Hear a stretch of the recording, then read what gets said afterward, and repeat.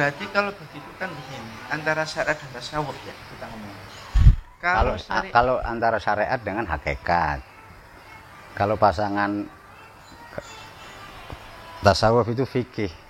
Fikih tasawuf, syariat hakikat. Maaf ya.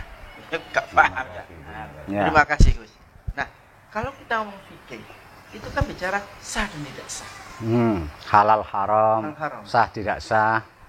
Nah, kalau tasawuf sudah tidak ada. Ya, nggak ada dalam tasawuf halal haram, sah tidak sah, nggak ada. Yang ada indah dan lebih indah atau maha indah. Tasawuf itu keindahan. At-tasawwufu kulluhu adab. Tasawuf seluruhnya berbicara adab. Adab itu tata krama sempurna seorang hamba. Nggak ada batasan akhirnya. Nah, tata krama itu keindahan. Siapapun, mata siapapun menyukai sikap tata krama. Lintas agama ini. Nah, ini yang mau saya tanyakan tentang lintas agama ini. Jadi kan begini. Jadi tasawuf itu lintas agama. Tasawuf itu sering menjadikan batas suci antara Islam dan agama kembali itu menjadi kabur. Seperti itu kayaknya. Karena wilayah tasawuf itu yo monggo. Panganan tok ai. Masih tiket mang turun atau bagian. Walah, yo. Sorry ya. Pelajaran tasawuf itu awal akhir itu wilayahnya, areanya batiniyah, ruhaniyah. Nah, ya, makanya ini kan ngapunten jeroan. Jadi kan antara agama, gak ngomong masalah agama lagi, lintas agama. Jadi kan batas banyak kayak kabur, saya khawatir gimana? Iya, ya sesungguhnya ya itu bagian dari pelajaran agama. Itu khusus wilayah keruhanian murni. Karena kalau wilayah kejasmanian sudah diatur lengkap sempurna oleh disiplin ilmu yang disebut fikih itu. Maka Imam Maliki berkata man tafaqqaha wa lam yatasawwaf faqad tazandaqa. Sopo sing mikih tok gak nasawuf mongko teman-teman dadi zindik.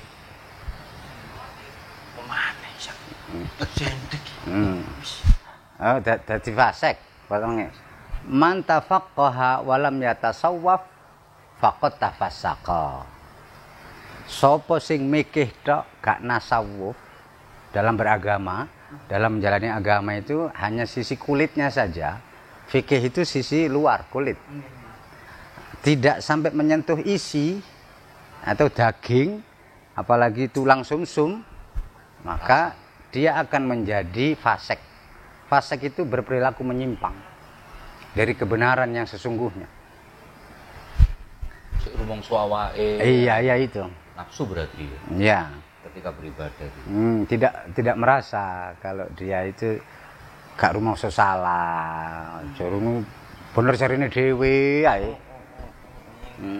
Gak rumangsa salah. Ini berarti kembali yang kita sowan dulu. Awal-awal iya bahasa la haula wala quwata illa billah itu. Pada diperintah diajak pangeran sholat, hayalah sholat, ayo sholat, hayalah falah, ayo bahagia, sukses. Kita menjawab kan jelas la haula wala quwata illa billah. Kami nggak punya daya, kami nggak punya kekuatan. Sudah jauh seperti itu. Tapi kenyataannya sik rumangsa awake dhewe karena belum tahu hakikat makna hakikinya. Berarti tadi itu belum mengenal sejatinya ingsun. Iya. Apa sejatinya ingsun? Sudah kenal? Mungkin gini Gus, mungkin kita kalau bicara tinggi dulu, bicara Allah. Kalau kita bicara Allah berarti posisi saya hamba itu bener-bener hamba itu seringkali seringkali ketika saya sering mendengar tausiah dari Gus itu saya sinonimkan, saya muradifkan ke yang lebih asor. Karena kata-kata hamba itu merasa mulia kami. Khususnya saya merasa mulia. Hamba itu sinonimnya adalah babu, keset, jongos. Berarti apa-apa yang berada di diri kami itu bukan milik kami, kami jongos. Duit milik Tuhan. Apapun, termasuk ilmu, itu ilmunya Tuhan. Terus apapun yang ada di diri kami benar-benar milik Tuhan. Iya. Itu bicara hamba. Kalau bicara umat, berarti kita harus mengenal sopo di hadapan Rasulullah. Awak umat Kanjeng Nabi. Nah, ini mengenal bahwa kita umat Muhammad. Ya. Nah, didukno maneh. Kon sopo di depan gurumu? Saya murid. Iya. Jadi selama saya khususnya Gufron ini mengenal kalau saya ini di depan gurunya itu bahwa saya ini murid, yo kudu nurut nanggone Iya. gurunya. Di depan Rasulullah, kuwi sapa? Ron, dalam umat jenengan Gusti, ya nurut to. Iya. Kuwi sapa, Ron? Dalam kawula jenengan Gusti, ya nurut nang aku. Apa termasuk itu, Gus? Ya itu memang. Hamba disebut hamba itu karena tidak merasa memiliki apa-apa. Jongos babu tadi itu. Iya, jika merasa memiliki apa-apa seremeh apapun, itu bukan hamba lagi. Makanya arti atau makna dalam dari hamba, kawulo, ingsun dan lain sebagainya ya harus didalamkan biar paham. Sejatinya ingsun adalah Nur Muhammad. Nur Muhammad. Sopo sejatinya ingsun? Sejatinya ingsun adalah hamba. Siapa yang benar-benar menghamba kepada Tuhan kalau bukan Muhammad? Maka kita harus mengikuti Muhammad. Oh, makanya di situ kata-katanya Muhammadun abduhu Ya, baru iya. wa rasul. Ya iya. Bukan Muhammadun rasuluhu wa abduhu, bukan. Bukan abdu dulu. Jadi sebagai abdi. Abdi dulu Iya. baru jadi duta. Iya, kira-kira logika ini awak dek saya pribadi. Iya. Jadi dengan dia menjadi abdi, Gusti Allah menilai seberapa jauh sih abdinya. Iyalah. Begitu kualitasnya kontak angkat. Jadi duta. Iya, dipilih. Itulah Al-Mustafa. Mereka yang kerja di Harki Brothers. Iya.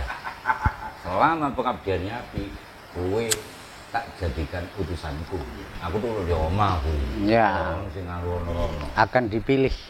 Kok saiki awak iki makane sesuatu Gus Nizam iki wis harus ngurusi Cak. Itu langsung Gus Nizam. Iya, sama. Gus, ini tadi Gus Nizam menunjukkan bahwa wilayah tasawuf adalah lintas iman. Ya. Nah, dalam perspektif tasawuf ini, menurut Gus, apakah agama Islam saja sesuatu yang benar? Bagaimana dengan agama yang lain? Di tasawuf, di ajaran tasawuf itu si guru mursyid akan menekankan kepada muridnya untuk anggaplah semua orang sudah wusul, sudah sampai, sudah arif, tinggal kamu seorang. Jadi nggak berani menilai orang lain, nggak boleh. Di samping bukan kapasitas murid itu. Katakan kalau bahasa doktrinnya didoktrinkan ke murid bahwa semua sudah sampai ke Tuhan, tinggal engkau wahai murid yang belum. Ayo. Makanya kepada siapapun akan hormat takzim sedemikian rupa. Karena menganggap lebih baik, bahkan meyakini sudah sampai. Dirinya saja yang belum. Tinggal dirinya. Karyawan ising durung. Ini dari awal setiap guru mursyid pasti menanamkan begitu kepada muridnya. Gak oleh. Untuk memacu agar dirinya Iya. gak iso rumongso wis tutuk. Ya. Rumongso bener. Termasuk kepada agama juga abdi. Iya. Inilah tarekat tasawuf atau cara ngakali nafsu. Diurui supaya pinter ngakali nafsu. Dimana sebelumnya nafsu ngakali awak dewe. Terus mungkin enggak kita belajar tasawuf, tapi syariat kita belum sempurna. Mungkin sekali. Kencang. Kenapa tidak? Nah, kalau nunggu syariat sempurna sampai kapan kira-kira? Abamul syariatnya sempurna. Terus baru belajar tasawuf. Kentekan umur. Ini justru saya tertarik dengan pertanyaan ente ini. Iya benar. Gini, saya kan ya setelah sering kita sowan ke sini, gini loh, my brother. Setelah sering sowan ke sini itu saya tafakuri, saya ngenangan. Iya, Rasulullah itu diisra mi'rajkan oleh Allah mendapat perintah sholat usia 51 kalau nggak salah usia. Ya. Usia 51. Usia 51 diisra mi'raj oleh perintah sholat syar'i. Ya. Lah Sholat sebelum syariat. 51 berarti Rasulullah belum menjalani sholat syar'i. Sholat syariat enggak ya. Belum. Sholat hakikat. Oh. Sholat tarekat. Lagi. Jadi sebelum ada di Isra Mi'rajkan oleh Allah, Ya. itu belum menjalankan sholat syariat. Belum lah. Tapi sholat tarekat dan hakikat itu. Sholat tarekat. Sholat tarekat. Ya. Ini menyambung sesuai pertanyaan dari My Brati tadi, Bro. Iya. Termasuk puasa, maaf. Puasa itu seingat saya, Rasulullah itu hanya menjalani selama sepanjang hidupnya, puasa Ramadan. Puasa syariat atau Ramadan itu hanya 9 kali. Iya. Kalau 63 usia baginda Rasul, berarti baginda Rasul Dikurangi diperintah 9. menjalani 54. Iya. Berarti sebelum 54 baginda Rasul belum menjalani puasa Iya, syariat. belum. Tapi menjalani puasa tarekat. Nah, ini perlu ini. Membuat puasanya akal Puasanya akal. dari berpikir negatif. Puasa itu menahan, Oke. ngengkrek dari berpikir negatif. Mikir tok is. Ya, itu puasa tarekat. Berarti selama itu sama dengan sesuai yang diangkat pertanyaan awal dari My Brati tadi, itu termasuk bagian daripada tasawuf. Iyalah pasti. Puasa tarekat, Iya. sholat tarekat. Hanya saja tidak disebut tasawuf gitu zaman dulu. Oh. Iya. Tapi pengamalannya. Enggak. Tambah jelas ini, Bro. Sesungguhnya kalau di zaman Nabi itu hakikat dulu, baru tarekat, terakhir syariat. Dari dalam keluar.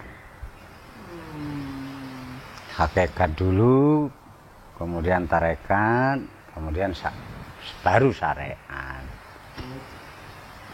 Begitu pula haji. Iya, Ingat semua. saya haji, Rasulullah melaksanakan ibadah haji itu mungkin 59 syariatnya. Hanya 2 kali Nabi melakukan ibadah haji. Hanya 2 kali haji. 2 kali.